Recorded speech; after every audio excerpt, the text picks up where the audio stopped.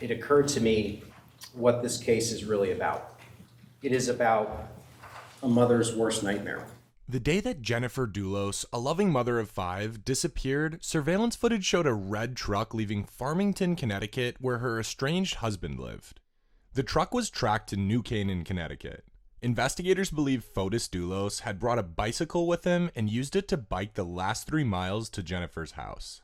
That night, Fotis Dulos was captured on surveillance video dumping black garbage bags into public trash cans. His live-in girlfriend, Michelle Triconis, was in the truck with him. Detectives went digging through the trash days later.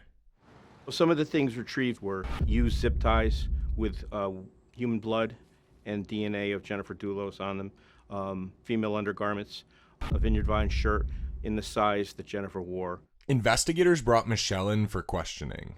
No. Do you know what was in the bag? No, in my mind it's always like construction things. Even maybe, I don't know, the cleaning from the house, I don't know. Okay. Like, and you're saying she had no idea what was in those bags that Fotis was getting rid of? She not only did not know what was in those bags, she had no idea what he was actually doing. He had invited her to go out to Starbucks. Practically the entire time she's on either WhatsApp, texting, or making phone calls during that whole time.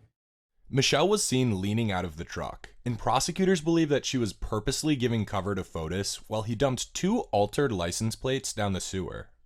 While they opened the door at the exact same time, conveniently at the right time to block the view from the tan car.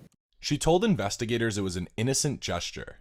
But you're actually leaning out at one point of the car. no, I told him, I had a chewing gum, I took it, I spit it, Okay. and my hand got sticky and I went like this. Michelle would ultimately be charged with conspiracy to commit murder and covering it up. This defendant was undoubtedly part of this plan to kill Jennifer Dulos. There's no ifs, ands, or buts about it. The trial against Michelle Triconis began nearly 5 years after Jennifer Dulos vanished, and 4 years after Fotis Dulos killed himself. In court, prosecutors showed these bloody clothes for the first time. I think it was really important that they did that. We had seen photographs of that evidence, so I knew what it looked like.